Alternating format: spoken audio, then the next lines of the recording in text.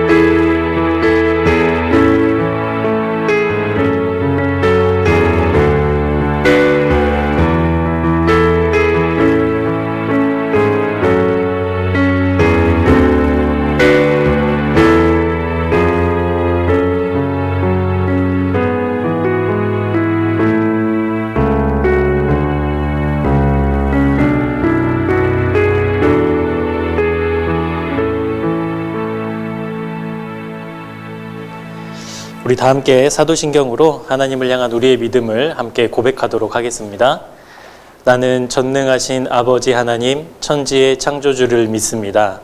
나는 그의 유일하신 아들, 우리 주 예수 그리스도를 믿습니다.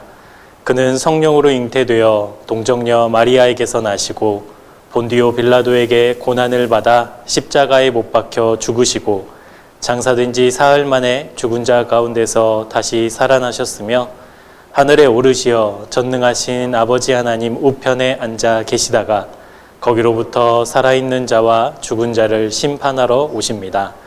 나는 성령을 믿으며 거룩한 공교회와 성도의 교제와 죄를 용서받는 것과 몸의 부활과 영생을 믿습니다. 아멘. 우리 함께 찬송가 286장 주 예수님 내 마음에 오사, 우리 함께 찬양하도록 하겠습니다.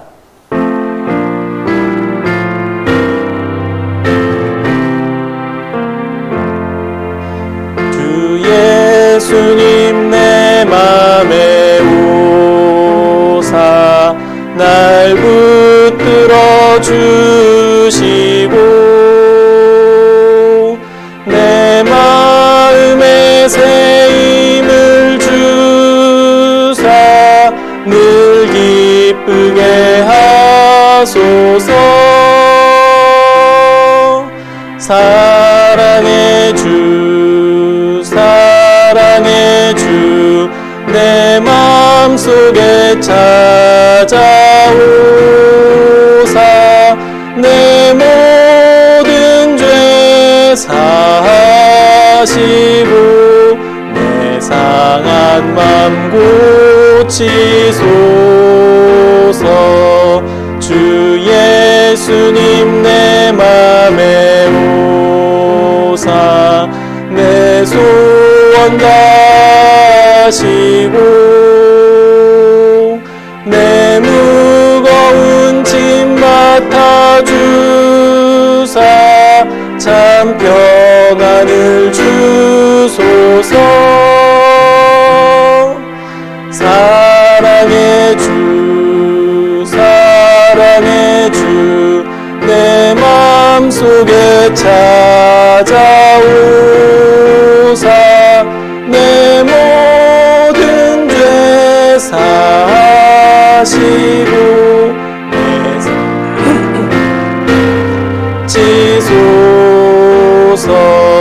주 예수님 내 맘에 오사 날 정결케 하시고 그 은혜를 내 맘에 채워 늘 충만케 하소서. 사랑의 주 사랑의 주 내 맘속에 찾아오사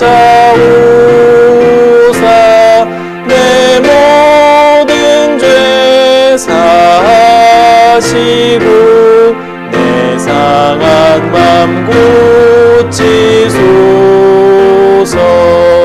주 예수님 내 맘에 오사 내 길 인도하시고 주 성령을 내 맘에 채워 늘 충만케 하소서. 사랑의 주 사랑의 주 내 맘속에 찾아오사 내 모든 죄 사하시고 내 상한 맘 고치소서.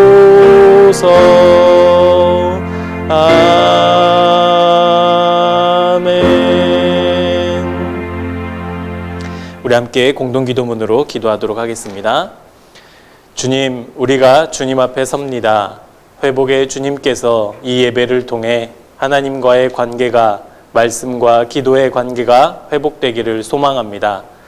우리에게 말씀하시고 교훈하시는 그 음성을 듣고 깨닫고 살아가는 은혜의 예배가 되게 하옵소서. 코로나 사태 속에서 교회 안에서 벌어지는 일들을 보면서 교회의 주인과 교회의 목적이 무엇인지 깊이 생각하게 됩니다. 주는 그리스도시요 살아계신 하나님의 아들이라는 이 고백 위에 교회를 세우시겠다고 하셨는데 지금의 교회는 어디 위에 서 있습니까? 사랑의 주님, 교회가 교회다워지도록 도와주옵소서. 성도가 성도다워지도록 도와주옵소서. 주님 앞에 선 우리 모두가 구별된 믿음의 사람으로 바르게 서도록 은혜를 베풀어 주옵소서. 그러기 위해서 이 예배의 자리에서 온전히 하나님만 집중하고 말씀에 순종하고 응답하게 하옵소서. 매일매일이 주님과 동행하는 삶이 되게 하옵소서.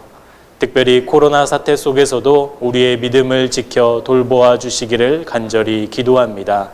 주님, 이 예배의 주관자 되어주시고 은혜가 필요한 모든 주님의 백성들에게 은혜를 베풀어 주옵소서. 살아계신 주님을 만나는 예배가 되게 하옵소서. 말씀하시는 사랑의 주님 음성을 듣게 하옵소서. 새롭게 하시는 성령님의 강력한 역사를 경험하게 하옵소서. 오직 이것만이 이 험한 세상에서 우리가 믿음을 지키고 사명자로 살아갈 수 있는 방법임을 믿습니다. 주여, 우리와 함께 하시옵고 우리를 지켜 주옵소서. 모든 능력과 존귀와 영광을 주님께 올려드리오며 살아계신 예수 그리스도의 이름으로 간절히 기도합니다. 아멘. 네, 오늘 우리에게 주신 하나님의 말씀은 출애굽기 3장 1절부터 12절까지 말씀입니다. 출애굽기 3장 1절부터 12절까지.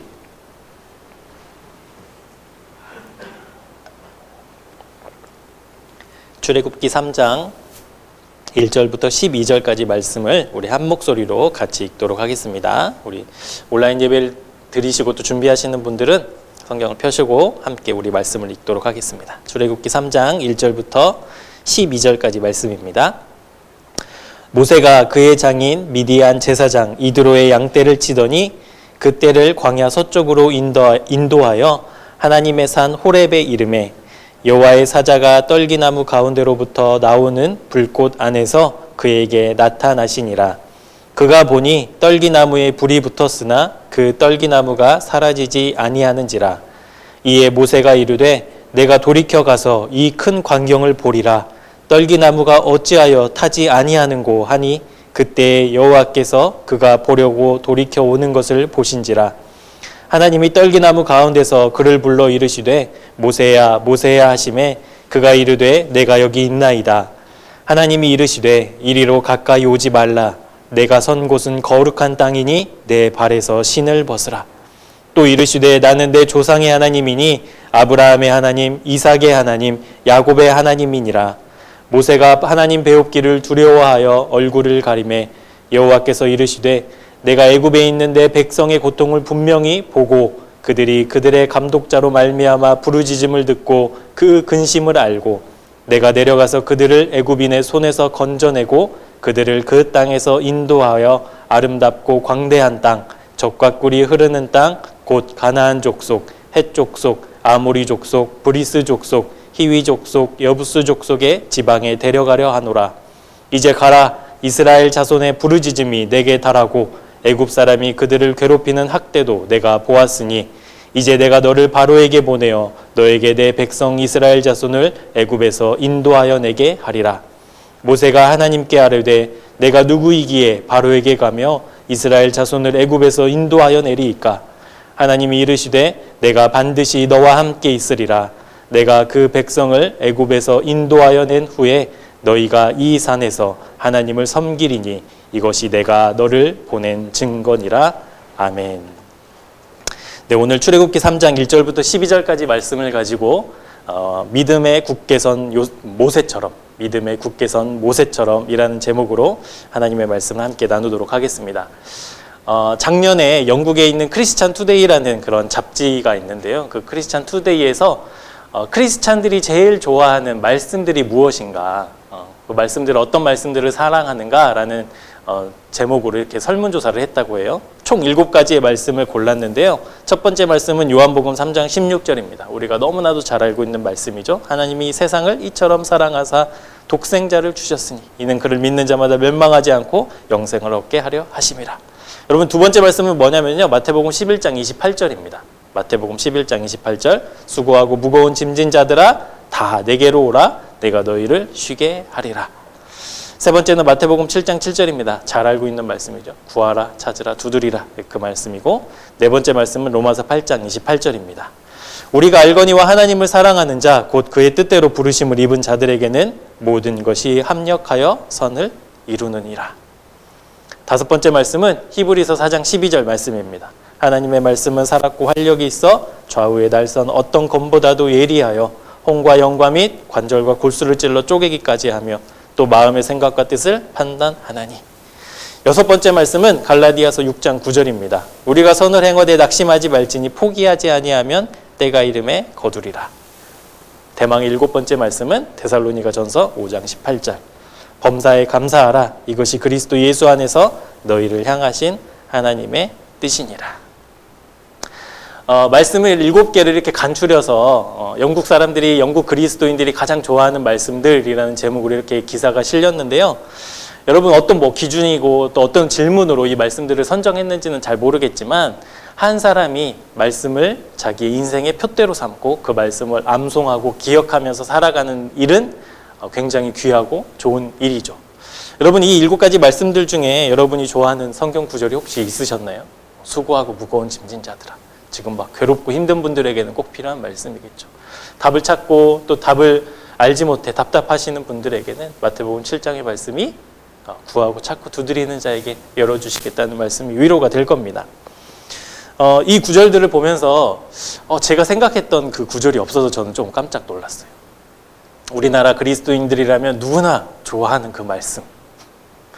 무엇이겠습니까? 무엇일까요? 잘 모르시겠죠? 이 말씀이 아닐까 싶습니다. 욥기 8장 7절입니다. 우리 한번 말씀을 같이 읽어볼까요? 시작. 내 시작은 미약하였으나 내 나중은 심히 창대하리라. 여러분, 식당에서 이런 성경 구절이 걸려있는 액자 많이 보셨을 거예요. 그리고 개업을 하거나 아니면 크리스찬 직장인들, 믿음의 기업이라고 하는 곳에 보면 이런 성경 구절이 거의 있었던 것 같아요. 시작은 미약했지만 나중은 끝은 창대할 것이다. 여러분, 얼마나 위로와 또 힘이 되는 말씀입니까? 뭐 사업체를 운영을 하든 뭐 장사를 하든 처음에는 다 어려움이 있죠. 미약하지요. 그런데 하나님이 그 끝을 창대하게 하시겠다. 정말 위로와 또 힘이 되는 말씀이 아닐 수가 없는데요. 여러분 아시죠? 이 말씀 앞에 가로로 생략된 의미가 있다라는 사실을요. 하나님이 그냥 뭐 사업을 처음에는 작게 시작했지만 나중에는 크게 해줄 거야. 이 말씀이 아닌 거 아시잖아요. 이 앞에 무슨 말씀이 생략되어 있습니까? 하나님의 말씀에 순종하면, 하나님의 뜻에 동참하면, 내 뜻이 아닌 하나님의 뜻대로 운영하면, 그러면 시작은 미약했지만 끝은 창대하게 될 것이다. 이 말씀이 생략되어 있는 거예요. 여러분, 우리가 이렇게 해야만 우리의 시작이 미약하고 또 연약하고 뭐 볼품없다 하더라도 주님의 뜻에 순종하고 주님의 뜻에 함께 할 때 하나님이 그 끝을 창대하게 하실 거라는 말씀이라는 것이죠. 그런데 문제는요, 뭐 미약해서 창대함으로 끝나는 그 놀라운 은혜와 축복이 있으면 좋겠지만 그 앞에 생략된 그 말씀들, 우리가 뜻에 순종하고 말씀과 함께하고 하나님의 도구로 사용되어질 때 이 은혜와 축복을 누릴 텐데 그 앞에 생략된 그 말씀들이 너무 쉽지 않다라는 거예요. 여러분, 언제나 말씀에 순종하는 것이 쉽습니까? 한순간도 하나님을 떠나지 않는 것 편안하신가요? 언제나 내 뜻을 내려놓고 하나님의 뜻을 따르는 것 어렵잖아요. 결코 쉽지 않잖아요. 그래서 베드로는 이 가로친, 그러니까 생략된 그 말씀의 의미, 그것이 얼마나 지키기 어려운가 베드로 전서에서 베드로는 이렇게 이야기하고 있습니다. 마치 그 유혹들이 우는 사자와 같이 우리에게 달렸습니다. 사도 바울은 에베소서에서 이렇게 얘기하고 있어요. 음행과 온갖 더러운 것과 탐욕은 그 이름이라도 부르지 말라. 그 이름조차도 부르고 생각하지 말라는 거예요. 심지어 예수님은 뭐라고 하셨습니까? 내 오른쪽 눈이 너를 실족하게 하면 빼어버리라. 내 오른손이 너를 실족하게 하면 잘라버리라. 왜 그렇게까지 해야 되는? 이게 너무 쉽지 않다라는 거예요. 하나님의 길을 걷는 것, 하나님의 뜻을 따르는 것, 말씀에 순종하는 것, 그것이 여러분 소풍 가방 메고 날씨 좋은 날 벚꽃 구경 가는 그런 소풍이 아니라는 거예요. 예수님께서 우리에게 말씀하셨습니다. 우리가 걸어가야 되는 그 길, 하나님의 은혜와 축복을 받는 그 길은 어떤 길이냐? 좁고 협착한 길이다. 마태복음 7장 말씀입니다. 마태복음 7장 13절 14절 말씀을 우리 함께 읽도록 하겠습니다. 좁은 문으로 들어가라. 멸망으로 인도하는 문은 크고 그 길은 넓어 그곳으로 들어가는 사람이 많다. 그러나 생명으로 인도하는 문은 좁고 그 길이 험해 그곳을 찾는 사람이 적다. 우리가 걸어가야 되는 말씀의 길, 순종의 길, 하나님의 뜻이 있는 길, 그 길은 좁고 협착하고 위험하다는 거예요. 그러나 그 길 끝에는 무엇이 있습니까? 생명. 그거 보고 가는 거예요. 그거 보고. 생명. 여러분, 이제 그 어떤 질병에 걸려서 이제 시한부 인생을 받은 사람에게 이 병을 나을 수 있습니다. 그런데 이러이러하게 해야 됩니다. 라고 한다면 그 사람이 그렇게 살지 않겠어요? 애쓰면서 그 삶을 힘들지만 살아내지 않겠습니까? 왜냐하면 내가 살 수 있는 방법이 그거라면 어떤 희생과 어떤 고통도 감수하고라도 그 길을 가는 게 인지상정이죠. 그렇다면 하나님이 우리에게 명령하신 그 말씀의 길, 순종의 길, 그리스도인의 길, 우리가 어떻게 걸어가야 되는가? 우리가 생각해 보게 됩니다. 우리가 지난주에 요셉의 삶을 살펴보지 않았습니까? 요셉의 삶이 평탄하거나 아름답지 않았어요. 형들에 의해 모함을 받고 또 질투와 시기 속에서 애굽의 종으로 끌려가게 되죠. 억울한 인생을 살았고요. 고통의 인생을 살았습니다. 그럼에도 불구하고 요셉을 통해서 하나님이 요셉의 인생을 축복하시고 여러 생명들을 살려내는 큰 구원의 도구로 삼으신 이유는 요셉이 그럼에도 불구하고 하나님의 뜻을 떠나지 않았다는 거예요. 그럼에도 불구하고 그 좁은 길을 계속 걸어갔다라는 거예요. 어떠한 환경 속에서도 생명의 길을 걸어간 요셉을 통해 하나님이 역사하셨다. 그것이 요셉을 통해서 우리가 배웠던 겁니다. 오늘 요셉과 그 두 번째 시간으로 이제 모세의 삶을 좀 살펴보려고 하는데요. 그가 걸었던 발자취들을 통해서 우리 삶에 좀 적용하고 또 우리가 실천해야 될 것들을 실천했으면 좋겠습니다. 모세처럼 우리도 하나님 앞에 쓰임받는 그런 하나님의 도구로 또 헌신하고 또 쓰임받는 귀한 은혜가 있었으면 좋겠고요. 모세의 그 사명자의 모습을 통해서 우리의 인생이 하나님 앞에 드려지는 아름다운 열매 맺는 한 해가 되기를 축복합니다. 그래서 오늘 모세를 좀 살펴보도록 하겠습니다. 여러분, 모세가 몇 년을 살았습니까?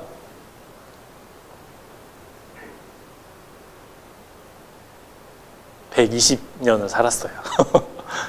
모세가 120년을 살았는데 재미있게도 모세의 인생을 세 부분으로 이렇게 자를 수 있는데요. 40년, 40년, 40년 이렇게 인생을 이렇게 구별 지을 수 있어요. 첫 번째 40년, 두 번째 40년, 마지막 40년. 그렇게 120년의 삶을 삽니다. 이 모세의 인생을 40년씩 구분 짓는 기준이 있지 않겠습니까? 그 기준을요, 우리의 인생에도 동일하게 적용시킬 수가 있어요. 그러니까 모세의 인생을 통해서 우리의 삶을 구분 짓고 또 우리가 어떻게 살아야 되는지를 함께 살펴보려고 합니다. 우리가 모세가 첫 번째 살았던 그 40년의 기간, 저는 인생의 3단계라고 이렇게 부를게요. 인생의 3단계. 인생의 1단계, 첫 번째 40년은 어떤 40년이냐? 바로 내 힘으로 사는 단계. 인생의 1단계는 내 힘으로 사는 단계예요. 그러니까 모세도 그랬어요. 모세도 첫 번째 40년을 자기의 힘으로 살았어요. 자기의 힘으로 사는 단계. 여러분, 모세가 우리가 다 알고 있지만 그 갈대상자에서 이제 엄마가 나일강에 탁 놓죠. 이제 하나님께 맡깁니다. 이러면서. 근데 그것을 이제 바로의 공주가 발견을 해서 이제 양자로 삼고 모세는 궁궐에서 살게 됩니다. 세상의 모든 지혜가 있는 곳, 세상의 모든 금은 보화, 부족함이 없는 그 궁궐에서 모세는 40년 동안 살았던 거예요. 세계 최고의 교육도 받았을 거고요. 또 애굽을 이끌어갈 차세대 리더로 훈련 받았을 겁니다. 그렇게 자연스럽게 모세는 무엇을 해갔냐면 준비된 사람, 갖춘 사람의 모습을 이제 준비하면서 살았던 거죠. 그러니까 어디에 갖추고 어디에 필요한 사람이었냐면 그 애굽이라는 그 나라와 또 조직을 위해서 준비된 사람이었다라는 거예요. 여러분, 모세가 궁 밖을 나갔을 때 사람들이 어떻게 반응했겠어요? 바로의 아들, 또 바로의 뭐라고 할까요? 왕자. 그래서 수많은 사람들이 모세를 보면 머리를 조아렸을 겁니다. 그리고 모세가 하는 말 한마디에 수많은 사람들이 움직이고 그 뜻을 이루었을 거예요. 그렇게 모세는 40년 동안 자기의 힘을 잘 키워오던 사람이었습니다. 잘 준비된 사람. 출애굽기 2장 11절 12절 말씀을 우리 한번 같이 보겠습니다. 출애굽기 2장 11절 12절입니다. 모세가 장성한 후에 한 번은 자기 형제들에게 나가서 그들이 고되게 노동하는 것을 보더니 어떤 애굽 사람이 한 히브리 사람 곧 자기 형제를 치는 것을 본지라. 좌우를 살펴 사람이 없음을 보고 그 애굽 사람을 쳐 죽여 모래 속에 감추니라. 여러분, 자기와 한 동족이었던 히브리 사람을 알아봤어요.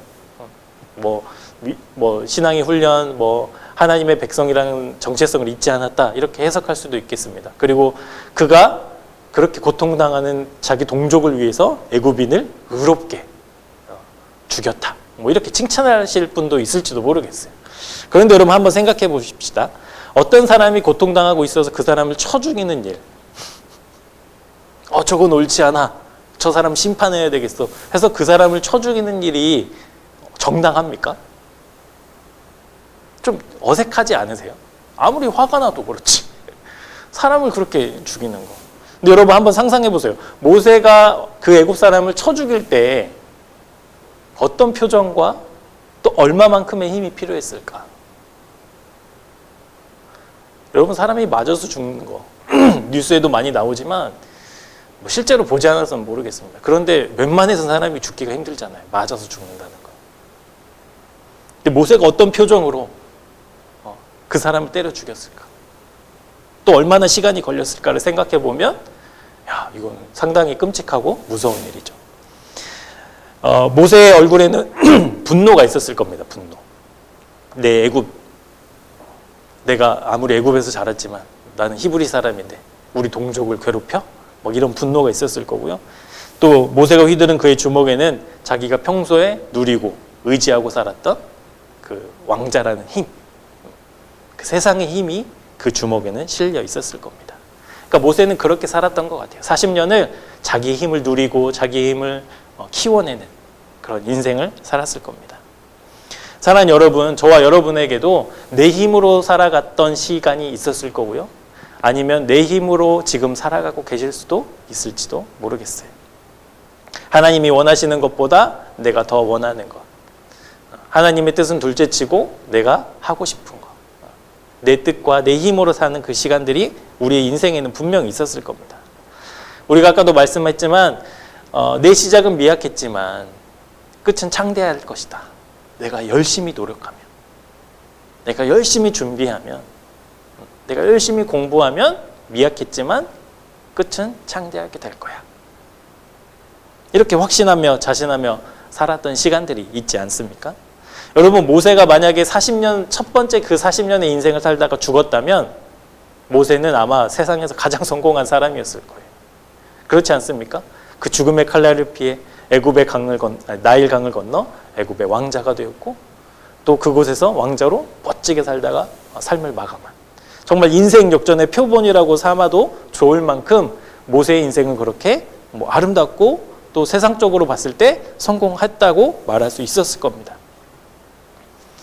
근데 여러분, 내 힘으로만 사는 인생이라면, 내 힘만 의지하고 사는 인생이라면 여러분, 그 사람의 인생은 무엇으로 마무리되겠습니까?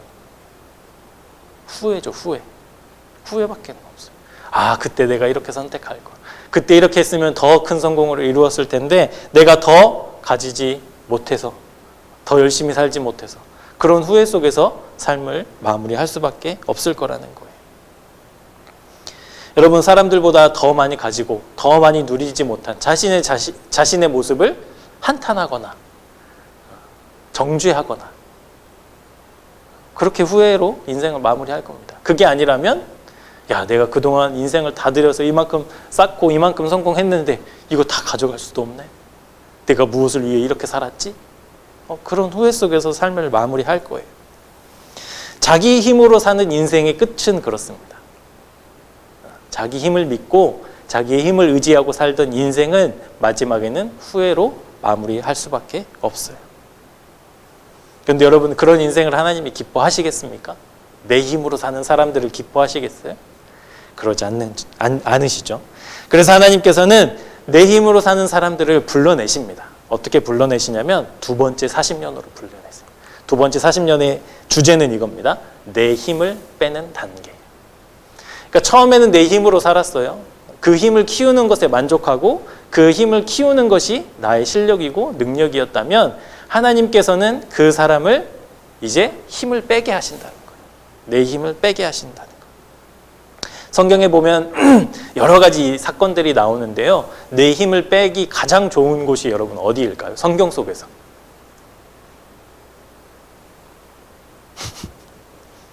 내 힘을 빼기 가장 좋은 장소, 광야죠, 광야. 하나님이 광야로 보내시는 거예요. 여러분, 모세가 애굽인을 죽였죠. 죽이고 좌우를 살펴서 사람들이 없는 것을 확인하고 모래로 이렇게 덮어서 이제 넘어가려고 했습니다. 그런데 어떻게 알았는지 모세가 애굽인을 쳐 죽였다, 때려 죽였다라는 소문이 이제 퍼지기 시작하는 거예요. 그래서 결국에는 궁궐까지 이제 그 소문이 퍼지고 이제 바로가 듣게 됩니다. 그래서 바로가 모세를 찾았겠죠. 근데 여러분, 모세가 아무리 왕자라고 하지만 애굽 사람을 죽인 그 이제 살인범이잖아요. 그 소식을 듣고 모세가 도망을 가기 시작합니다. 세상에 좋은 것이 가득했던 그 궁궐을 떠나요. 부족함이 없었던 궁궐을 떠나요. 수많은 사람들이 자기를 보필하고 보살펴줬던 그 손길들을 하루아침에 다 버리고 빈털터리로 도망을 갑니다. 출애굽기 2장 15절 말씀입니다. 이 말씀도 우리 한번 같이 읽어보도록 하겠습니다. 바로가 이 일을 듣고 모세를 죽이고자 하여 찾는지라. 모세가 바로의 낯을 피하여 미디안 땅에 머물며 하루는 우물 곁에 앉았더라. 여러분, 미디안 땅으로 도망간 모세는 이제 내 힘을 빼는 두 번째 40년을 살기 시작합니다. 무엇을 하면서 살았을까요? 광야에서 양 치는 거. 장인의 양을 치는 양, 이제 목자가 된 거예요. 그러니까 하루아침에 왕자에서 목자로 바뀌게 된 것이죠. 여러분 이런 생각을 해봤습니다. 목자의 삶이 어떨까? 목자가 뭐 나쁜 직업인가? 뭐 이렇게 생각해 볼 수도 있겠지만 목자의 하루가 어떨까를 생각해 봤어요. 아침에 일어나서 양들의 수를 셀 것이고 그 양들이 이상이 있는지 없는지 뭐 밤사이에 어떤 사고가 없었는지를 살핀 다음에 그 다음에 양들이 먹을 푸른 초장과 시원한 그 냇가로 이제 인도해야 되는 일이죠. 그래서 인도하는데 양들이 잘 따라오면 좋겠지만 도망가는 놈도 있을 테고 뒤돌아서 다른 곳으로 가는 애도 있을 테고 말 안 듣고 주저앉은 애도 있을 테고 다 다독여서 어찌어찌 이제 끌고 갑니다. 그럼 양들이 편안하게 풀을 뜯고 있을 때 목자는 늑대가 나타나진 않는가, 이리가 나타나지 않는가 살펴야 되는 거죠. 그렇게 막 살피다가 이제 어둑어둑 해가 기울면 양들을 또 다 모아가지고 숫자를 세가지고 이제 양들이 머무는 곳으로 이제 끌고 가야 됩니다. 그러면 이제 그렇게 다 일이 끝나면 이제 편히 쉴 수 있나? 또 밤에 곰이 나타나진 않을까? 뭐 이런 일들. 그러니까 하루에 자기의 삶이 없고 누구를 위해 사냐면 양을 위해 사는 거예요. 목자의 삶은. 그러니까 수많은 사람들이 40년 동안 모세를 위해 살았는데 이제 모세는 양을 위해 살아야 되는 그 신세로 바뀌게 되었다는 겁니다. 하나님이 그 광야에서 40년 동안 모세가 가지고 있었던 힘을 조금씩 빼기 시작한 거예요. 네 힘으로 되는 게 아니야. 너 힘이 가지고 네가 갖고 있었던 그 힘 아무것도 아니야. 그거 의지해서 살면 안 돼. 조금씩. 하루아침에 모든 것을 다 버리고 정말 빈털터리로 애굽을 떠난 모세는 하루하루 정말 주님의 인도하심과 보호하심과 돌보심 없이는 살 수 없는 그런 광야의 삶으로 내몰리게 되었습니다. 하루에도 수십 번씩 내가 먹고 자고 숨 쉬는 것, 그 모든 것을 하나님께 맡기고 살지 않으면 안 되는 그 광야로 모세를 보내셨어요. 그러니까 하나님이 이유가 있으셨죠. 왜 그러냐면 모세가 그렇게 의지하고 살았던 그 자기의 힘을 빼게 하기 위해서, 자기가 그렇게 의지했던 그 힘을 빼게 하기 위해서 광야로 내모신 거예요. 엠브레인 트렌드 모니터라는 단체가 있는데요. 저도 이번에 처음 들어봤는데 이곳에서 종교에 관한 선호도 조사를 했다고 합니다.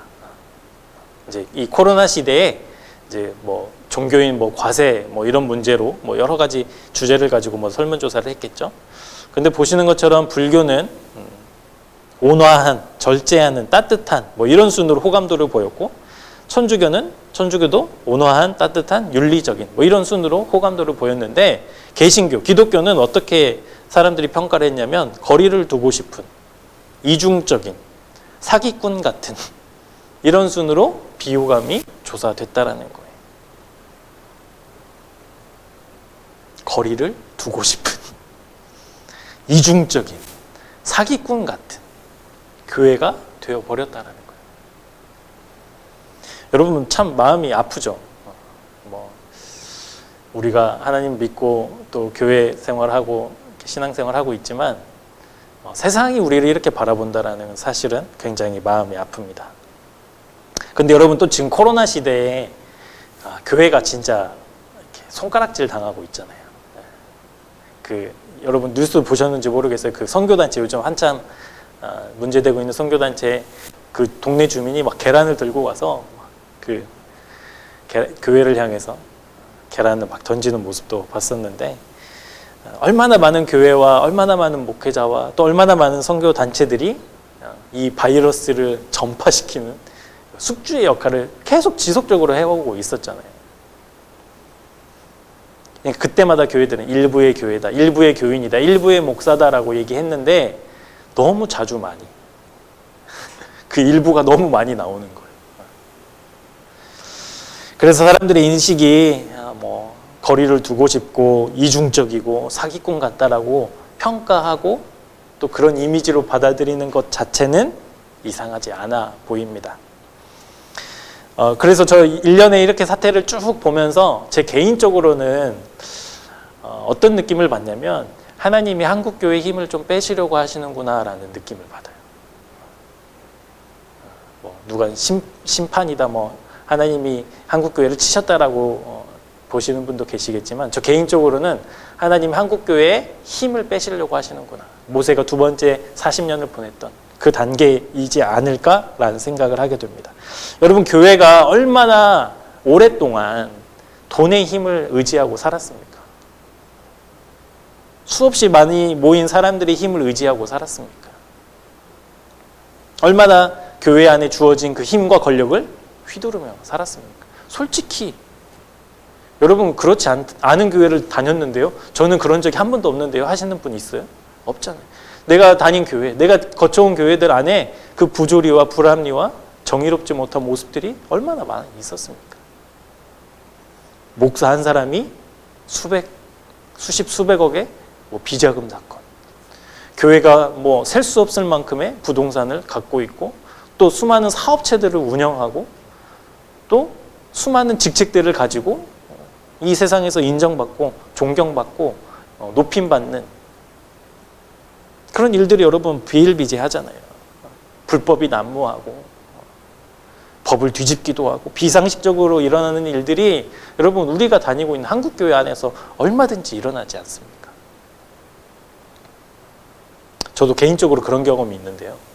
제가 이제 군대를 제대하고 저희를 지도했던 청년부 목사님이 개척을 이제 하시는데 어떤 교회에서 이제 후원을 하신 거예요.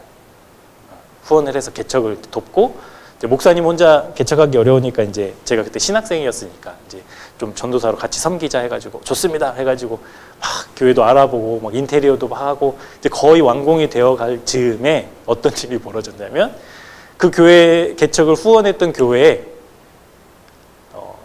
내정된 사람이 생기게 된 거예요. 장로님이었는지 목사님 지인이었는지 누군지 모르겠어요. 근데 교회도 이름을 무엇 할까 막 그러고 있는 상황에서 갑자기 그게 다 취소가 돼버린 거예요. 그리고 그 자리에 그 교회 이름으로 그 교회에서 내정된 사람이 탁 들어오게 되는 거죠. 그래서 진짜 좀 허무하더라고요. 그래서 그 목사님은 목사님대로 되게 어렵고 힘들고 고난의 시간을 보내셨고, 저 역시도 이게 뭔가 그때는 그냥 믿음으로 열심히 살 때니까 하나님 이게 무슨 뜻인가. 그런데 여러분, 한국교회에서 이런 일들이요 비일비재하고 전혀 생소한 일이 아니에요. 늘 그래왔기 때문에. 여러분, 뜻하지 않은 코로나가 이 온 세계를 막 뒤흔들면서 교회도 힘들지 않습니까? 이렇게 온라인 예배 드리시는 것도 힘들 테고, 또 모임도 못하니까 영적으로도 많이 어렵고 힘들 텐데, 여러분 지금의 모든 상황들을 이렇게 쭉 보면 하나님이 한국교회의 힘을 빼지 않으시지 않을 때가 되었다. 이제는 하나님이 한국교회의 힘을 좀 빼시려고 하시는구나. 제가 여러분 한국교회 소망이 없습니다 이 이야기를 하려는 게 아니라요, 하나님이 힘을 빼시려고 하시는 이유가 있다는 거예요. 그게 뭐냐면 사람들의 우려와 또 사람들의 염려와 사람들의 조롱과 분노가 우리를 향해 다 있지만, 그 과정들을 통해서 하나님이 한국교회의 힘을 다 빼신 뒤에는 하나님이 이 교회를 사용하실 거라는 믿음이 저에게는 있습니다. 버리시지 않는 거예요. 그러니까 모세가 두 번째 40년을 살면서 하나님께 버림받았어 라고 이야기할 수 있지만, 하나님의 계획 속에서는 모세를 더 사용하시고자 하시는 그 시간표 안에 지금 두고 계신다라는 거죠. 그러니까 그런 의미에서 보자면 한국교회가 지금 이 어려움과 고난, 비난과 조롱을 당하고 있는 거, 우리 한국교회를 버리시고 그 은혜의 촛대를 옮기시는 것이 아니라 그렇게 우리의 힘을 다 빼낸 뒤에 하나님이 우리를 사용하시고자 하실 것이다 라는 믿음이 있습니다. 여러분, 하나님은 자기의 힘이 가득한 사람을 절대 사용하지 않아요. 자기의 힘이 충만한 모세를 하나님은 사용하시지 않으세요. 우리가 지난주 살펴봤던 요셉도 그렇지 않습니까?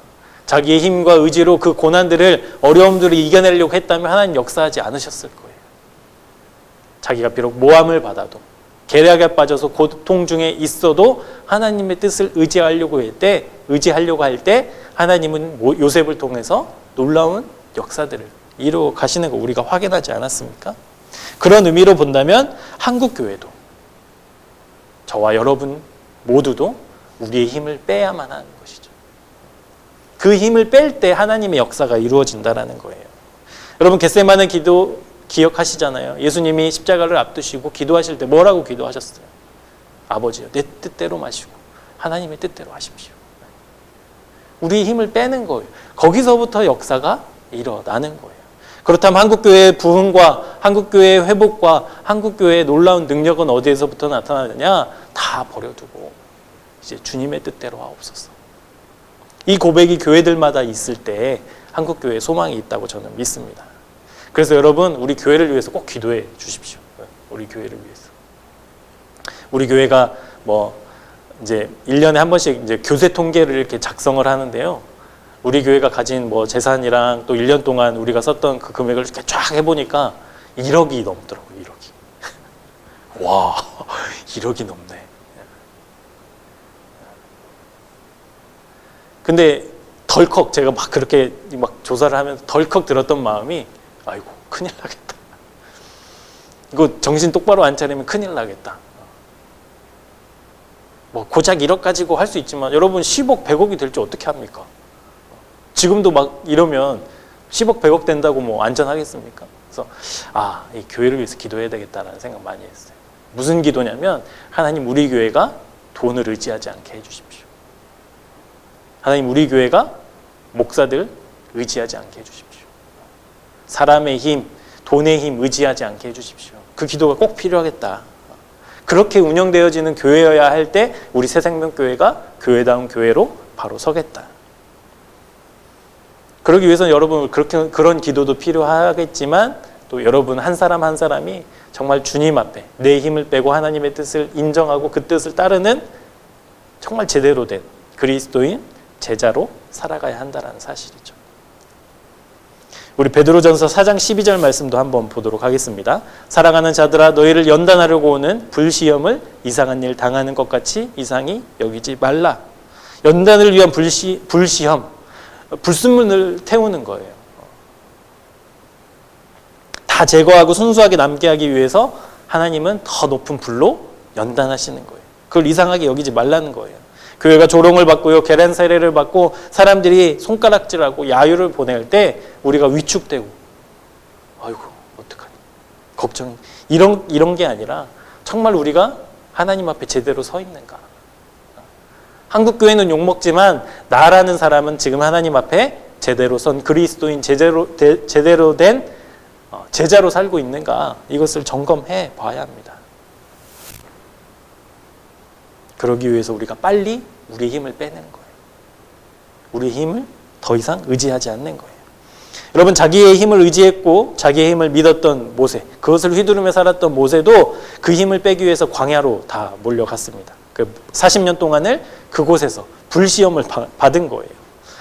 여러분 광야가 어떤 곳입니까? 먹고 쉬고 입고 누리는 것, 그 어느 것 하나 쉽고 넉넉한 게 하나도 없어요. 부족하고 메마르고 위험하고 고독한 곳, 그곳이 이 광야입니다. 그러니까 아무것도 없는 곳이. 여러분 이 광야가 아무것도 없는 이 광야에 누가 계세요? 하나님만 계세요. 하나님만. 세상의 모든 관계들이 다 끊어지고 하나님과 나와의 관계만 남는 곳이 바로 이 광야입니다. 광야. 그래서 하나님 우리를 광야로 보내시는 거예요.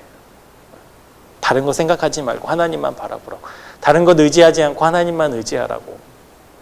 다른 거 붙잡지 말고 하나님만 붙잡으라고 우리를 광야로 모시는 겁니다.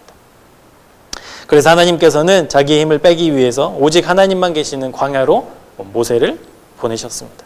모세는 그곳에 당연히 기도할 수밖에 없었고요. 오늘 하루의 삶, 오늘 하루의 생명을 하나님의 손에 맡길 수밖에 없었어요. 그렇게 40년을 살아왔어요. 그렇게 하나 둘 자기가 의지했던 힘을 점점 빼기 시작합니다. 사랑하는 여러분, 우리도 신앙생활하면서 이 광야를 꼭 거쳐야만 하는 거예요. 이 광야를 통과하지 않으면 안 돼요. 한 사람도 예외 없이 이 광야를 다 지나가야만 합니다. 그러면 우리 힘이 빠지겠죠? 그때서야 우리가 이제 인생의 세 번째 단계, 마지막 40년의 인생을 살게 되는데 바로 소명으로 살아가는 단계가 되는 겁니다. 내 힘을 의지했던 사람이 그 힘을 빼고 이제 비로소 하나님의 능력과 힘을 의지할 때 하나님의 소명으로 살아가는 인생이 된다는 거예요. 우리 본문 4절 말씀입니다. 여호와께서 그가 보려고 돌이켜 오는 것을 보신지라 하나님이 떨기나무 가운데서 그를 불러 이르시되 모세야 모세야 하시매 그가 이르되 내가 여기 있나이다. 하나님께서 마치 모세가 그곳으로 다시 돌아올 것을 알고 기다리고 계셨던 거예요. 그리고 그가 어떻게 살아왔는지, 그가 광야에서 또 애굽의 왕궁에서 어떻게 살았는지 다 알고 계시고 그 모세를 기다리고 계셨던 겁니다. 요셉을 살펴보셨던 하나님, 모세를 살펴보셨던 하나님이 저와 여러분의 삶도 살펴보고 계세요. 그리고 우리가 거쳐야 될 그 인생의 단계들마다 하나님은 그곳에서 우리를 기다리고 계신다는 사실이죠. 그렇게 모세에게 하나님은 무엇을 주시느냐? 소망을 주십니다. 소명을 주십니다. 소명. 10절 말씀입니다. 이제 내가 너를 바로에게 보내어 너에게 내 백성 이스라엘 자손을 애굽에서 인도하여 내게 하리라. 광야에서 또 양을 치는 목자로 40년을 보낸 그 모세에게 하나님은 출애굽의 사명을 허락해 주십니다. 그가 가야 할 길, 그 길을 보여주신다는 거예요. 근데 여러분, 모세가 이 소명을 받았을 때가 나이가 80세였습니다. 80세. 백발이 성성한 모세를 하나님이 부르셨습니다. 그의 남은 인생을 하나님이 부르신 그 소명을 다해 살고 그 소명에 충성하고 그것을 감당해야 된다라고 인생의 그 마지막 표대를 딱 심어주셨던 때가 80세 된 노인 모세였습니다. 근데 여러분, 이 할아버지가 무엇을 할 수 있겠어요? 80세. 지금도 80세 하면 연로하신 건데 80세 무엇을 할 수 있겠어요? 자기 몸 하나 간수하는 것도 쉽지 않은 그 나이에 하나님이 이제는 그 출애굽이라는 어마어마한 사명을 주셨다는 거예요. 그런데요, 여러분, 20, 30대 청년이라고 하더라도 하나님이 주신 소명이 없잖아요. 그러면 얼마든지 노인처럼 살 수 있고요. 80, 90이 되었어도 하나님이 주신 소명이 있다면 얼마든지 청년처럼 살 수 있어요. 그러니까 나이가 별로 중요한 게 아닙니다. 80세라도 늙었더라도 힘이 없더라도 그럼에도 불구하고 하나님이 부르신 그 부르심과 소명이 있으면 얼마든지 청년처럼 살 수 있어요. 그래서 우리가 이 소명의 삶을 살기 위해서, 이 소명의 삶으로 내 인생을 채워내기 위해서 우리가 해야 될 일은 무엇이냐? 주님을 만나는 경험이 꼭 있어야 한다는 사실입니다. 호렙산에서 하나님이 모세를 부르셨던 그 음성을 우리도 들어야 돼요. 활활 타오르는 가시나무 떨기를 본 그 경험을 우리도 해야 된다는 거예요.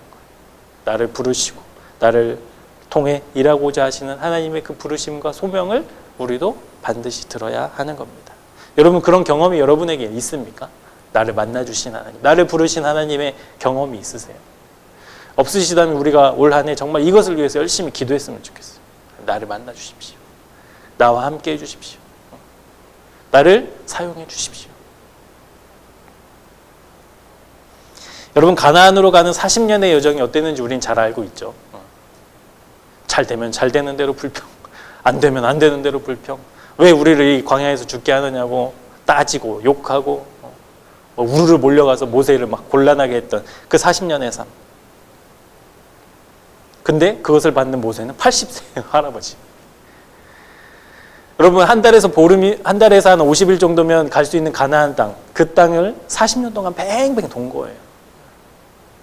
그 불평과 원망을 죄송합니다. 그 불평과 원망을 들으면서 40년 동안 그렇게 산 거예요. 그 할아버지가 어떻게 그럴 수 있었겠어요?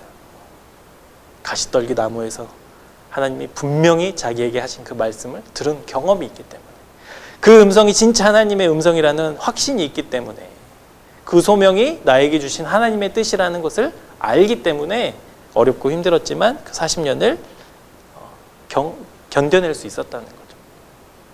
진짜 들었으니까. 그러니까 이 진짜의 경험이 우리에게 필요합니다. 그 경험을 해야만 우리가 이 소명자로 살아갈 수 있어요. 그래서 여러분, 올 한 해 정말 기도했으면 좋겠어요. 하나님, 나를 불러주시는 그 음성을 듣게 하여 주옵소서. 살아계신 주님을 만나는 그 경험이 경험되게 하여 주옵소서. 우리 마지막으로 본문 11절 12절 말씀으로 우리 함께 보도록 하겠습니다. 모세가 하나님께 아뢰되 내가 누구이기에 바로에게 가며 이스라엘 자손을 애굽에서 인도하여 내리이까. 하나님이 이르시되 내가 반드시 너와 함께 있으리라. 내가 그 백성을 애굽에서 인도하여 낸 후에 너희가 이 산에서 하나님을 섬기리니 이것이 내가 너를 보낸 증거니라. 평생 자기의 힘을 의지하고 믿고 살았던 모세가요, 광야에서 자기의 힘을 다 뺐어요. 그것을 의지하지 않게 됐어요. 하나님만 의지하게 되었어요. 그때 하나님이 모세를 만나 주셨습니다. 그리고 그에게 출애굽 사명을 허락하십니다. 모세가 하나님께 이렇게 질문합니다. 하나님, 내가 누구이기에 이 일을 할 수 있겠습니까? 저 80살인데요. 저 40년 동안 양쳤는데요. 어떻게 세상이 돌아가는지 모르는데요. 무슨 일이 지금 일어나고 있는지 모르는데요. 하나님, 저 그런 사람인데요. 이 질문이에요. 이 질문. 과거에는 좀 한참 잘 나갔었죠. 근데 지금은 아무것도 없어요. 가진 것도. 그냥 양치는 할아버지예요. 이 질문으로 지금 하나님께 반문하고 있는 거예요. 그런데 하나님께서 모세에게 뭐라고 말씀하십니까? 내가 반드시 너와 함께 있으리라. 어떤 목사님이 이 구절을 이렇게 해석하셨더라고요. 주어이신 하나님의 동사가 된 모세. 하나님, 내가 누군지 모르세요? 하나님, 저 이런 사람이에요. 내가 너와 함께 있겠다. 주어이신 하나님의 동사로 모세를 선택하신 거예요. 여러분, 너무 멋지지 않습니까? 저 막 설교 준비하다가 하나님, 저도 이런 말 한마디 하고 죽게 해주세요. 이렇게 멋있는 말 한마디 하고 죽게 해주세요. 막 기도가 나오더라고요. 하나님의 동사가 된 모세. 사랑하는 여러분, 우리가 한 해에 믿음에 굳게 서자라는 주제로 또 그 목표로 올 한 해를 이제 살자고 계속 설교하고 또 표도 말씀드리고 했지만요. 여러분, 우리가 왜 그렇게 살려고 합니까? 왜 우리가 믿음에 굳게 서려고 합니까? 왜 우리가 더 깊은 은혜를 누리고 어려운 이 시대 상황 속에서도 믿음을 버리는 것이 아니라 정말 주님 앞에 우리가 제대로 서자. 믿음을 포기하지 말자. 오히려 더 믿음의 진수를 경험하자라고 왜 이야기합니까? 우리가 하나님의 동사로 살기 위해서예요. 여러분, 한 사람 한 사람이 하나님의 동사로 쓰임받기 위해서 우리가 믿음에 굳게 서는 거예요. 제가 지난주 말씀드렸지만 믿음의 사람들의 삶의 발자취를 우리가 좀 따라가 보자, 따라해보자 이런 말씀드렸는데 왜요? 왜? 우리가 그 사람들이 하나님의 동사로 쓰임 받았던 것처럼 우리도 하나님의 동사로 쓰임 받자. 그게 목적이에요. 그게 목적. 왜 그렇게 살아야 하는가? 우리의 인생이 그렇게 살 때 진짜 제대로 잘 사는 것이기 때문에 그렇습니다. 많이 가지고 세상에서 성공하고 높은 자리에 앉고 이거는 둘째 치고라도 한 사람이 태어나서 죽을 때까지 하나님의 뜻과 하나님의 방법대로 사는 것, 하나님의 동사로 사는 것, 그것만큼 인생을 제대로 잘 사는 방법은 없기 때문에 그렇습니다. 우리도 모세처럼 우리의 힘을 빼고 하나님의 동사로 주님을 주어 삼고 우리는 동사로 살아가는 그런 귀한 인생이 되기를 축복합니다. 그러면 우리 인생이 처음에는 미약할지도 모르겠어요. 그런데 함께 하시는 하나님, 우리가 주님의 동사로 살아갈 때 함께 하시는 그 하나님 때문에 우리의 인생의 끝은, 마지막은 심히 창대해질 거라고 확신합니다. 하나님의 동사로 살아가기 위해서 우리의 힘을 빼고 하나님으로 채움받는 귀한 한 주가 되었으면 좋겠습니다. 그 은혜와 복으로 한 주를 능력 있게 살아가는 저와 여러분 되기를 주님의 이름으로 축복합니다. 기도하겠습니다. 자칫 궁궐의 안락함과 세상의 힘을 믿고 의지하며 살 수 있었던 모세를 부르시고 만나주신 하나님, 그리고 그에게 평생에 이루어야 할 사명으로 살게 하신 하나님, 우리도 모세처럼 주님의 사명자로 살아가기를 간절히 기도합니다. 우리를 부르신 곳에서 믿음에 굳건하게 서서 주님의 소명을 기억하고 사명을 감당해내는 새 생명 교우들이 되게 하옵소서. 내 힘과 노력으로 살던 우리를 불쌍히 여기시고 내 힘을 빼게 하옵소서. 주님을 만나는 감격을 허락하시고 주님을 경험하는 한 해가 되게 하셔서 우리의 시간들이 주님의 사명으로 채움을 받는 귀한 은혜를 허락해 주옵소서. 은혜의 주님, 우리가 주님의 동사로 살아가기를 소망합니다. 우리를 다스려 주시고 우리를 사용하여서 주님의 뜻을 이루어 주옵소서. 예수 그리스도의 이름으로 간절히 기도합니다. 아멘. 네, 우리 함께 또 찬양하시고 오늘 주신 말씀을 가지고 기도할 텐데요. 우리 온전케 되리라는 찬양입니다. 우리의 삶이 주님 앞에 있을 때 온전케 되고 주님의 손에 붙들린 바 되었을 때 온전케 될 줄로 믿습니다. 우리 함께 찬양하시겠습니다.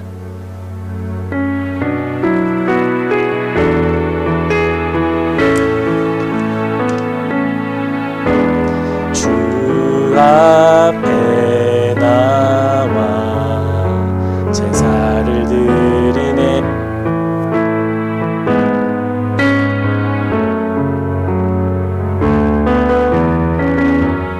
주를 봅니다. 끝없는 사랑 나 회복시키네. 이제 눈 들어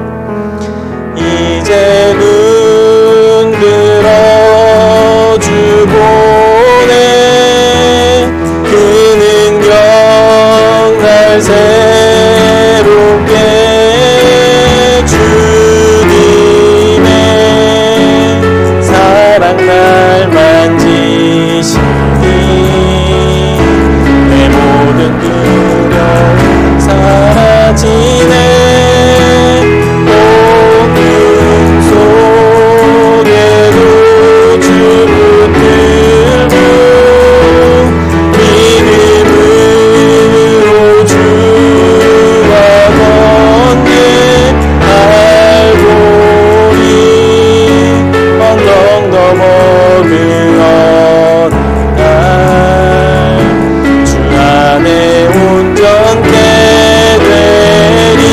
나의 믿음 주께 있네.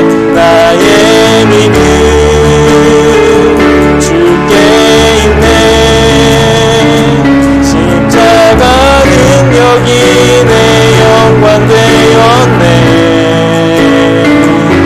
주께서 우리를 승리케 하셨네. 나의 능력 소망 주께 있네. 나의 믿음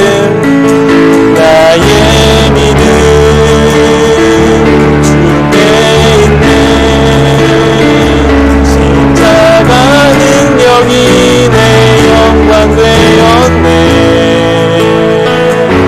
주께서 우리를 승리케 하셨네.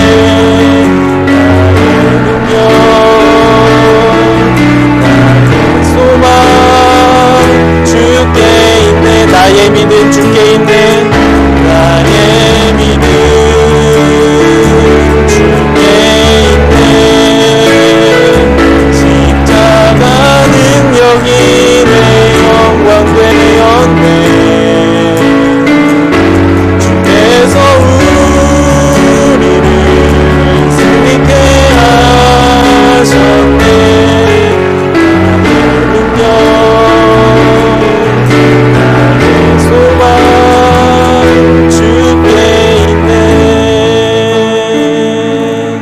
여러분 우리 함께 기도했으면 좋겠습니다. 주님, 나의 힘과 능력이 나에게 있는 것이 아닙니다. 우리를 살게 하시고 또 우리를 숨쉬게 하시고 우리를 생각하고 또 행동하게 하시는 그 모든 것의 뒤에는 우리 하나님의 섭리와 하나님의 은혜가 있는 줄 믿습니다. 그것을 깨닫고 하나님 우리가 우리의 힘을 빼게 하여 주옵소서. 오직 주님의 능력을 체험받게 하여 주옵소서. 그래서 우리의 인생이 우리의 앞으로의 미래가 하나님의 소명으로 살아가는 또 하나님의 동사로 살아가는 우리의 삶이 되게 해달라고 우리 함께 기도하도록 하겠습니다. 사랑의 하나님 감사합니다. 모세의 삶을 통해서 또 모세처럼 삶을 살아가기를 간절히 기도합니다. 하나님 세상은 많은 힘을 가지고 많은 것을 누리고 많은 것을 쌓아두어야만 성공하고 출세하고 박수치고 하나님의 방법과 하나님의 나라에서는 세상의 방법이라고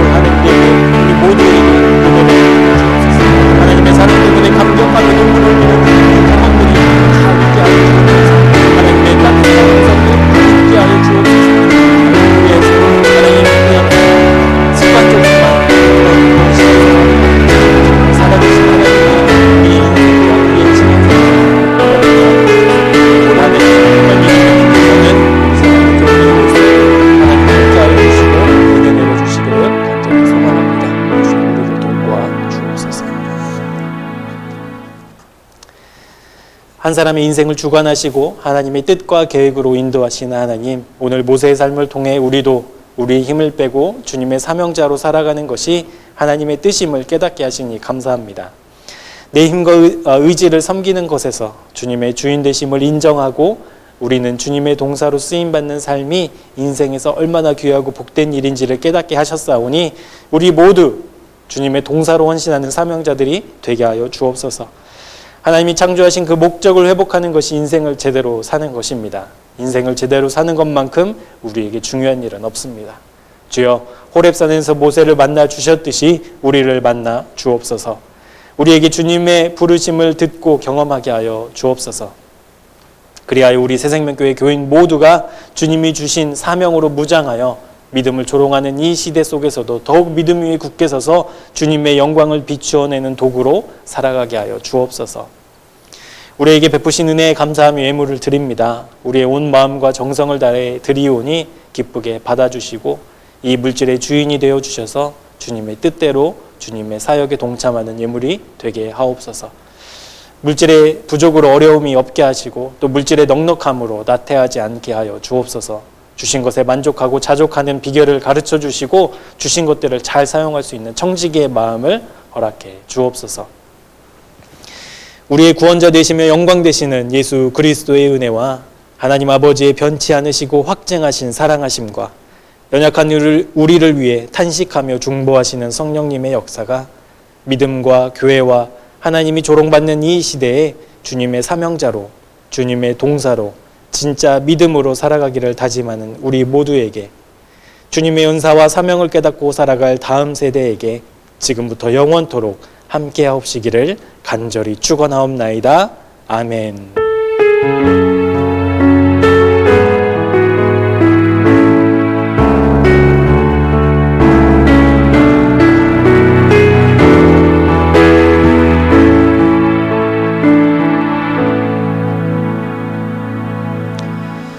광고 드리도록 하겠습니다. 우리 성도의 교제 하시죠? 주님의 동사로 삽시다. 주님의 동사로 삽시다. 주님의 동사로 삽시다. 이제 오늘이 1월 마지막 날이고요. 다음 주가 이제 내일부터 또 2월이 시작되는데요. 2월 한 달 동안 정말 하나님의 말씀을 붙잡고 의지하는 우리 새생명교회 교우들이 되셨으면 좋겠습니다.